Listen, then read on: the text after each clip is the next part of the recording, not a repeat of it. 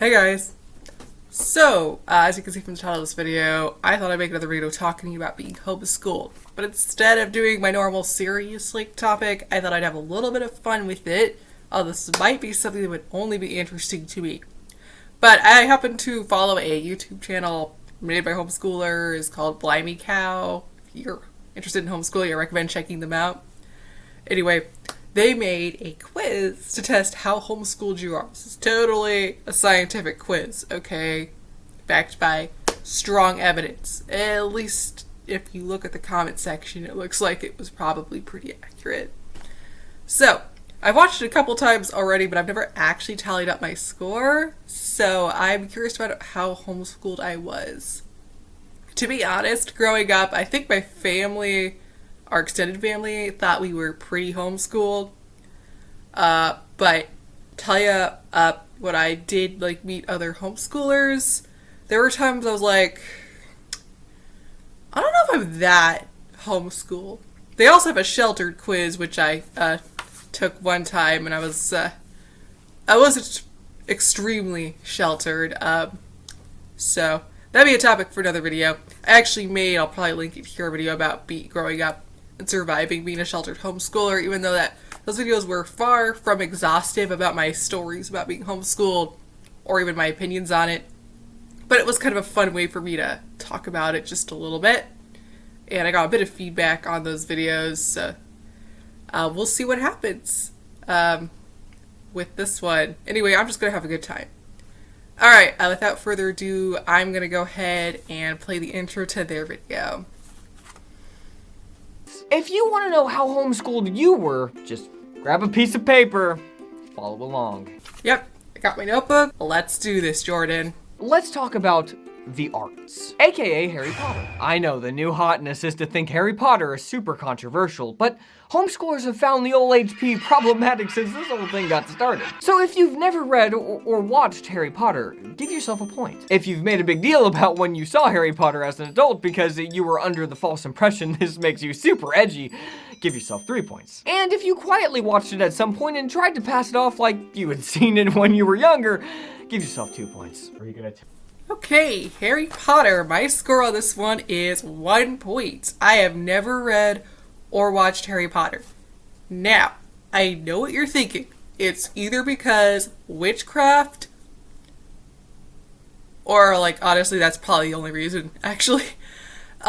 So funny story. Yes, my mom did not want to let me read Harry Potter when I was a kid.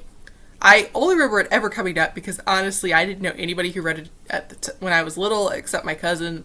So the only time we ever even talked about it was my cousin was really into the books when he was I want to say he was 7 or 8. And I was like, what's Harry Potter? And explained, her mom's like, yeah, it's about witchcraft, so, we don't really want you to read it. And I was like, okay. The funny thing is, my parents weren't super consistent about this. We couldn't read Harry Potter, but she let me read the Percy Jackson series. She read it too, for the record, and that's about Greek gods and it has magic in it. And she also let me watch The Wizard of Oz, which has witches in it. Now they did give us the talk about how there is no such thing as a good witch, which I actually don't see a problem with. That people make fun of it. But I kind of feel like you probably should tell kids there's really no such thing as a good person who goes around casting spells and trying to kill people. Yeah, you know what I'm saying? But even having that opinion probably makes me sound really homeschooled, but I don't really care. Anyway, truthfully though, my mom kind of let us just pick whatever we would watch once we were after past 14, basically. And then by the time I was 18, she just stopped. I mean, obviously I was old enough by then to choose for myself, but I think even before that, she really didn't stop me. I could have watched Harry Potter at any time. The funny thing is, I have watched other movies that I know she didn't really want me to watch, didn't like The Hunger Games. But the truth of it is, I just wasn't interested in Harry Potter anymore at that point. I actually wasn't super interested. My cousin described it because, embarrassingly perhaps, I really didn't like reading stories that were just about boys back then, unless it was a concept I was really super interested in already. I liked reading stories about girls, if it had been a young girl who was a wizard at a school, to be honest, I might have read it. I did read similar stuff to that as a teenager. But I was just not into it. And plus, I already had the Chronicles of Narnia, so if I wanted to read about British kids, like, doing, like, stuff with cool powers, that was my go-to. And also just a lot of other, like, retellings, fantasy stuff. I guess for Harry Potter just wasn't enough of a novelty to attract me. So, I have still not watched or read it. I could. My mom probably... I'm a grown woman.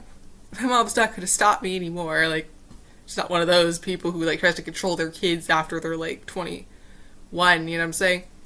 But I think I've outgrown the phase, honestly, of that genre.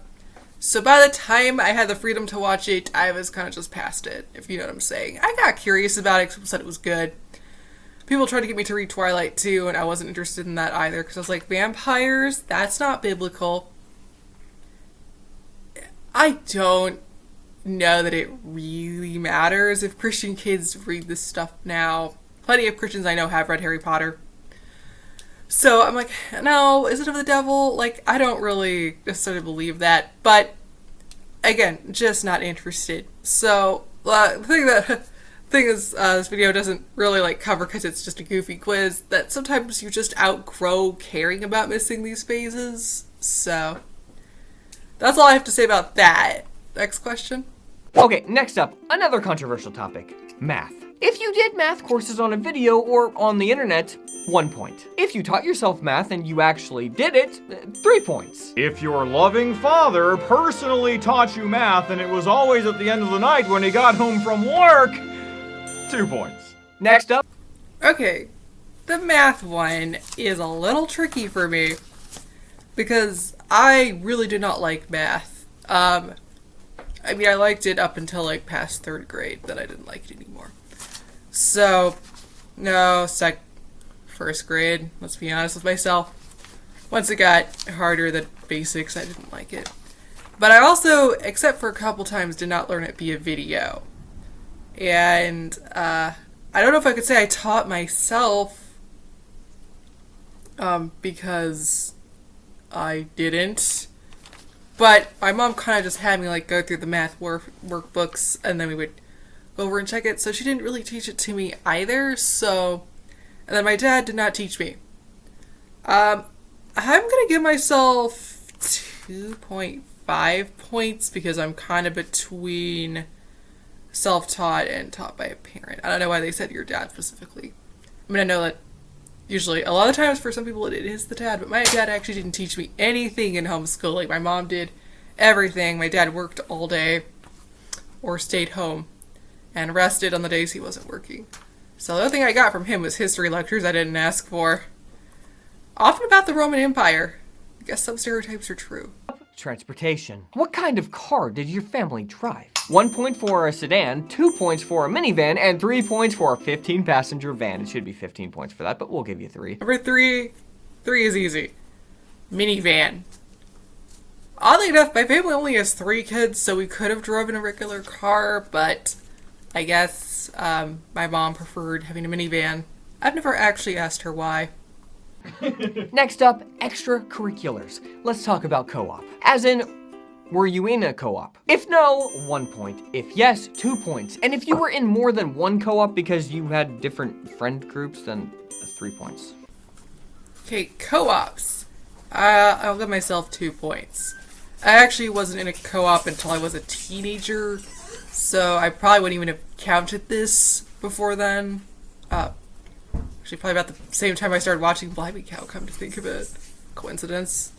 Yes, definitely. But, anyway. But no, for a long time we were not actually in a co-op. And we were only in it for a couple years, and yeah, it was just a once-a-week thing. And the funny part is our co-op was with Mormons, because they were the only other homeschoolers we know. Now, I have personally nothing against Mormons. They were very nice people. The only thing, like, I have is that they thought coffee was like drugs, and were very shocked when I mentioned as a 16-year-old, 17-year-old, that I drank coffee. Rebellious. My mom didn't care, but Maybe, I don't know whether it's stunted my growth. I think that's just a myth, but it's true. I am shorter than my non-coffee drinking sister, so maybe. Yeah, but never in multiple. No, I wouldn't even have known that was a thing. I didn't even know what a co-op was for years because we weren't in one. Looking back, I'm not actually sure my mom didn't try to involve us in one sooner. I think she just didn't want to have to, like, do the weekly drive. Even though it was kind of like free babysitting for her, because as far as I know, we didn't pay for that. So, yeah, I don't really, again, never really, like, talked about it. Speaking of friendships, that's the next topic. How did you make friends? Just give yourself a point for each one of these that apply to you. Church, youth group, if at a different location than your normal church, the internet, 4-H, Boy or Girl Scouts, co-op. Alright, I think, like, for the friendship one, I'd give myself 2 points. Usually it was only at church, but there was for a while when my family moved, for quite a few years, I was going to one church on Sundays, not because I wanted to, because I had to, and then I would go to the youth group of that church on Wednesdays. I didn't really have friends at the Sunday church because everybody lives so far away, honestly, but I would still count that as where I made friends before that, so I'm gonna say, yeah, 2 points. Never had internet friends, still don't. Don't actually know what 4-H is. I probably should look that up. Never was in Boy or Girl Scouts, and the thing about the co-op was, since we weren't Mormons, they didn't really invite us to hang out outside of co-op activities, because, like, homeschooled Mormons just tend to only hang out with other Mormons. At least that particular group did, because I never heard them talk about hanging out with anyone who wasn't a Mormon. So they were a little exclusive to us being the only... We were Christian, we just weren't Mormon. I don't actually consider those two things exactly the same, though they do. There's a lot of key differences in beliefs between Mormons and other Christians. But they call themselves Christians. They were very surprised when I referred to them as not... Well, as us as Christians, why they were Mormon. So yeah, always treated a little bit differently because of that. Not mainly, just, you know, like that distance. So I wouldn't really say we were friends, though we did have a lot of fun hanging out with them, talking about nerd stuff and doing drama productions, but that was just for school. Never invited us to hang out. Okay, alright, there's one time we got invited, I think, to hang out on the farm, because of course they had a farm. That's Mormons for ya. Honestly, they're lucky. If I could live, like, on a farm away from, like, the city, that would be, like, great. Honestly, in this economy, are you kidding me? So, like, I'm not even, like, hating, although they had to do a lot of work, so I maybe would hate that. Because, like, farm chores are so much more than just regular household chores. But then again, they got to have, like, chickens and goats and turkeys, so... Worth it? I don't know, you tell me. Anyway, but like I said, it was one time. Maybe 2 times, because they actually made us our chicken coop when we got chickens. Best experience ever with pets. Like, chickens are great, honestly. But that is a whole other topic. You know, actually, the raising chickens should have been on this list somewhere, and I'm a little disappointed that it wasn't.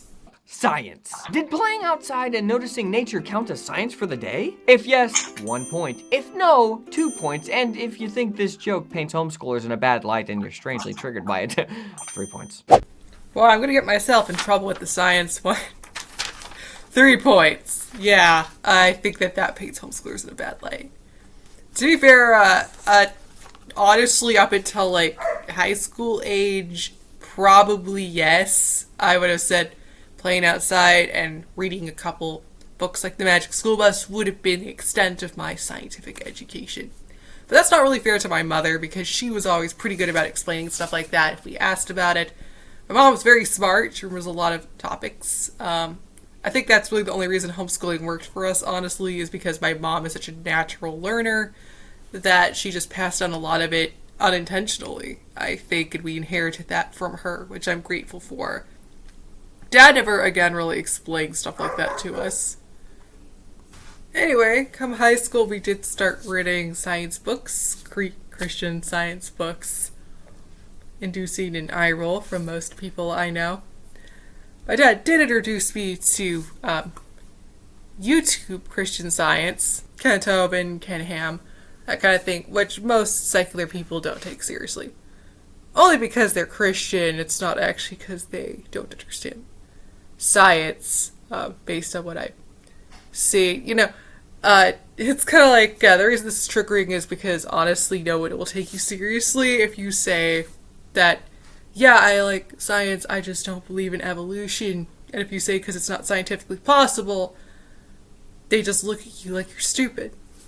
I'm like, well, you know what? When you show me actual evidence that it actually happened, it's not just your interpretation of the events, then I'll consider your perspective. So yeah, weirdly triggered is right. And of course, then people are, but you can't prove like your interpretation of events happened. Well, no, I can't prove it. Although I think I have way more evidence than you do, but no, I can't prove it. But that's the thing, if neither of us can prove it, why do I have to accept your worldview? Like, there's absolutely no reason for me to change my mind if you have no proof and your only basis for criticizing mine is that you think it's implausible. Well, until you have a better explanation, I think I'll just stick with mine. Thank you very much. But that's a whole other can of worms that is more serious than the topic of this, like, goofy little video, so I'm gonna move on before I get myself in big trouble talking about this. But he called me out. That was triggering. Next topic, debate. Have you ever pwned a homeschool hater by pointing out how well homeschoolers do at National Spelling Bees? If so, that's a whopping 5 points. Come on, guys. This is the only bragging you should be doing. And if you got that joke, then give yourself another 3 points. Next up, communication. As in the last year, how many messages did your mom get from other moms interested in homeschooling all of a sudden? Just give yourself a point for every single mom that called your mom. Finally, language. Did you say bad words? Now, this one's a little tricky because if you said bad words, it can mean you're less homeschooled, but it can also mean you're the most homeschooled of all. And I can't really trust you to score this accurately. Okay, tell you what, how about this? On a scale of 1 to 5, rate this yourself. How edgy did you feel when you said a bad word or when you say bad words? Give yourself that many points. The language one is funny to me because I'm one of those homeschoolers who evolved into using like certain words, but I still don't cuss. At least I don't consider it cussing. And just like the most homeschooled thing is that I have a metric. If the word can be found in the Bible, at least the King James Bible, it's not a cuss word.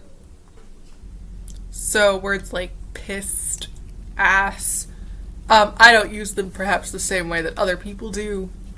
But like, it's kind of funny, like I won't say AH, like actually say it, I'll abbreviate it.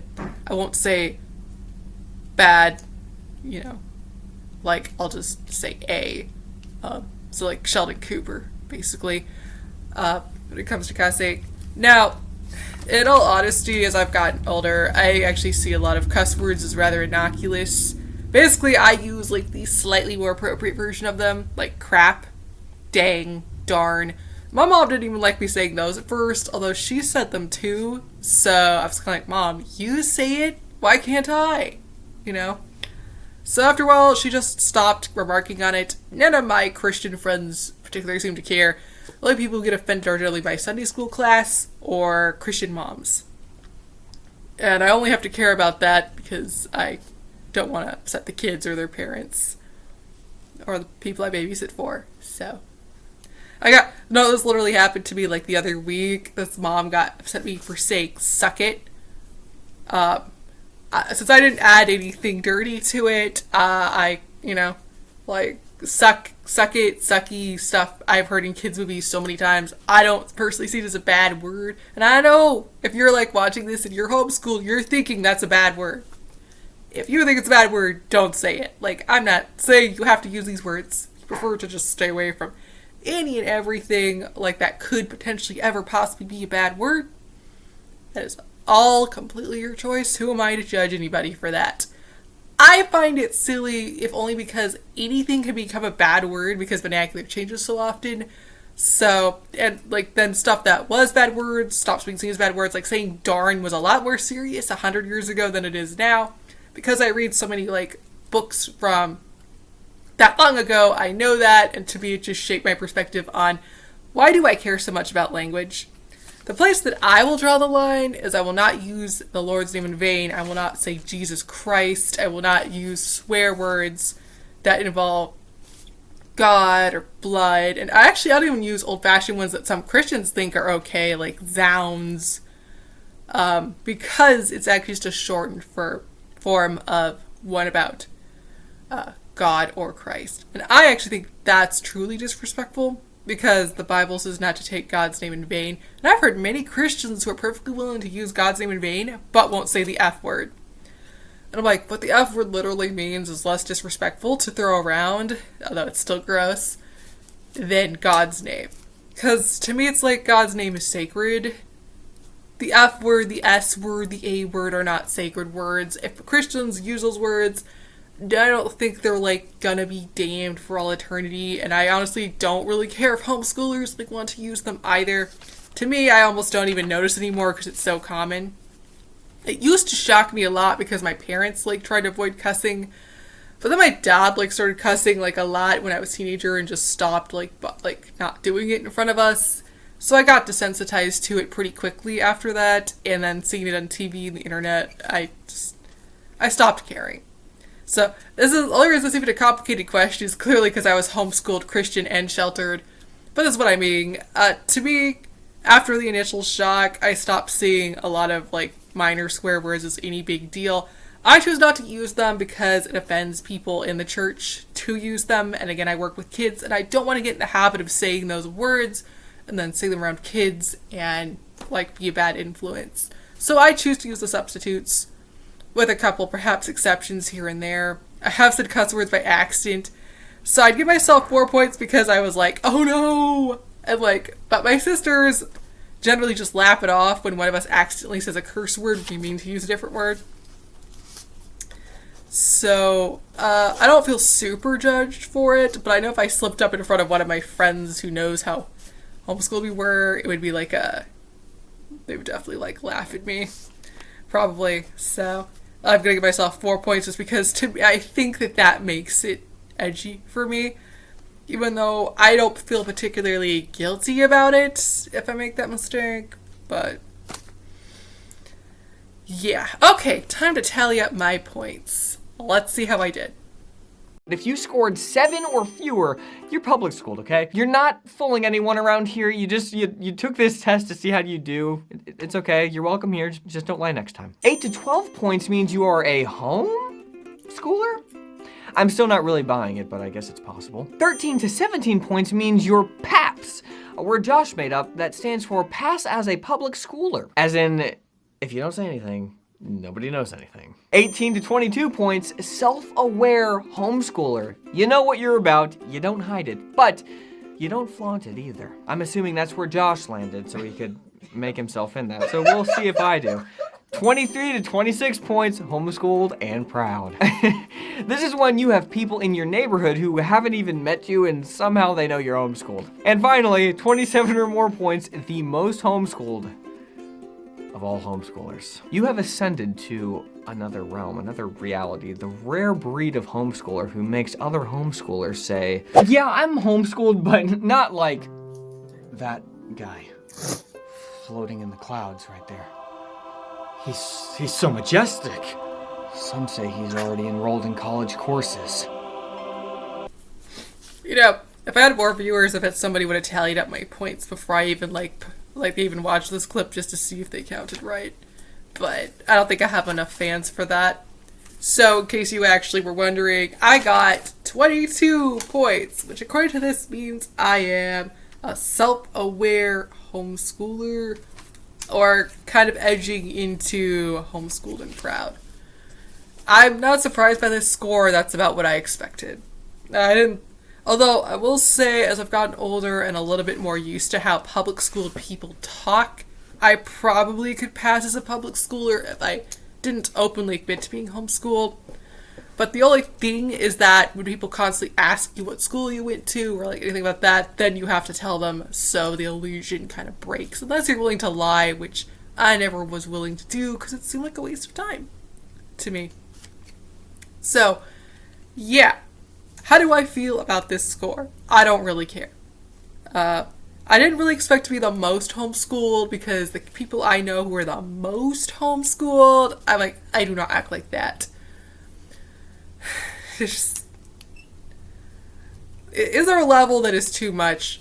I would say there is. I knew some kids in our city school, not when I was in it, but when I was a teacher. Well, I'm still a teacher, but this was like a couple years ago, who were definitely homeschooled and missionary kids. And it was the only time I think I've ever, as a homeschooler, thought this person is less social skills and is less socially aware than I am. The inherently wrong thing with being sheltered is that it can leave you lacking a sense of self and making it hard for you to interact with the world in general, which I believe is actually important to be able to do as a Christian. And I think that some parents who shelter their kids take it too far. But I was only moderately sheltered, according to their sheltered quiz anyway. And my parents, I thought, did a pretty good job of letting us be exposed to stuff at an age and level of maturity where we were ready to talk about it, and keeping it basically out of our zone, I guess, up until then. So having that combination of parents, I think, made me less sheltered for sure, plus having family members who were mostly not Christian and exposed me to stuff just kind of indirectly, without even meaning to, that made me less sheltered. I think for both homeschoolers or people who are sheltered but not homeschooled, it comes down to really your community that you live in. Because we didn't live around a lot of other homeschoolers, we couldn't be as self-contained. But because we did primarily just associate with people from church, we still saw kind of, I think, the sanitized version. Because at church, there's just stuff you don't talk about, right? Now, was I a little fundamental based on my answers to some of these questions? Yeah, probably still am. I don't feel really any shame about this, though, because plenty of people are fundamental about stuff that's not Christian and don't have a problem expressing themselves about that. Why should I? Now, you may be wondering, does that mean that I'm super judgmental towards public schoolers? At least that seems to be what most people assume if I say that. Yes and no. I won't say that growing up I didn't pick up a lot of biases towards public school from my parents, who were definitely very biased against it, especially my dad. Terrible experience public schooling, both of them, which is probably part of it. A lot of people object to them homeschooling us, including their own parents, our grandparents, on that grounds, because they just thought that no matter how much it sucked, it's still not natural to homeschool, though again, up until the last century, it was perfectly natural and normal to homeschool. Especially if you couldn't afford to do anything else. I do think that, at least before the internet made judgment so easy for most people to experience, we had more experience being judged than a lot of kids our age.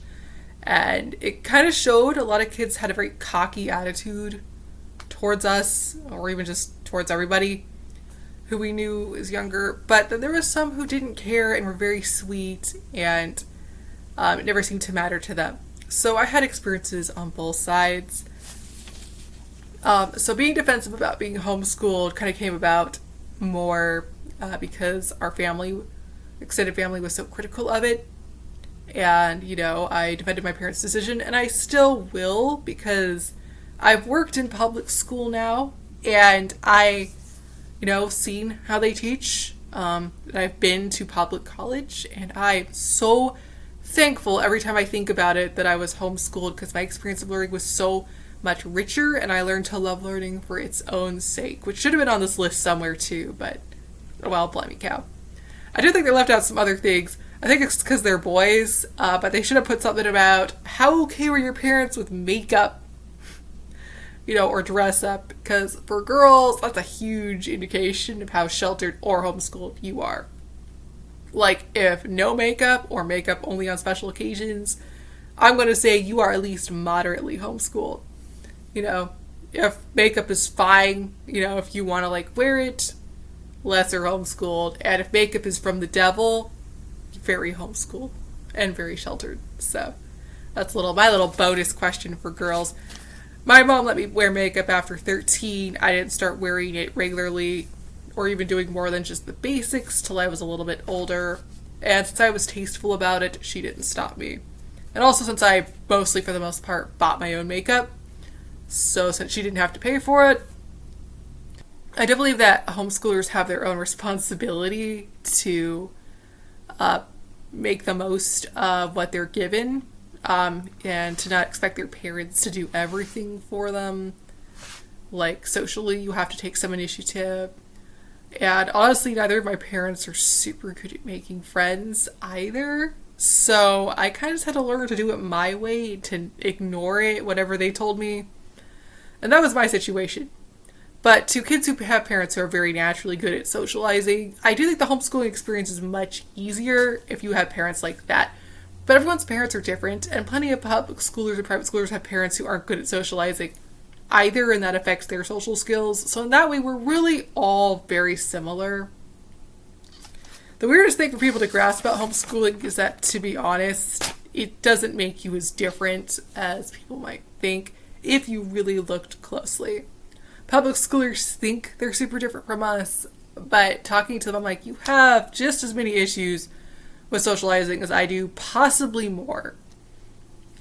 Because I'm telling you, like, the people who will, like, the most often just say right to my face that they're, like, have social anxiety, like, and they're intimidated by talking to me, are public schooled. Like, without fail. I've never had a homeschooler say that to me. So, it's homeschoolers, we may not be quite as self-aware about our social skills at first. We tend to become more self-aware with age. But the lesser, like, talked about aspect of this is that homeschooling itself is its own subculture, which I've had to explain to people. And once I explain it, they kind of like, oh, I see what you mean. So just like every other, like, small group of people, like nerds, jocks, etc., there's things that homeschoolers get intuitively about each other, and we tend to share interests. We have a lot of the same influences. Like, a lot of homeschoolers really love J.R.R. Tolkien and will talk to you for hours about it if you let them. Now, this does give us an ability to make friends with other nerds, even if they're not homeschooled, because we have things in common with them, but we tend to like niche stuff. You know, like raising chickens. Niche, right? I do know a couple non-homeschoolers who've done it. Most, though, it's homeschoolers. Other niche things. I knew homeschooled kids who like to do wood carving, who liked to cook. Stuff that public schoolers, private schoolers do like to do sometimes. But you will find way more homeschoolers who are into domestic arts, you know, than you will public and private school, because quite frankly, we're at home, so we have time to have hobbies and work on them on our own, and our parents are more than happy for us to entertain ourselves so that they don't have to.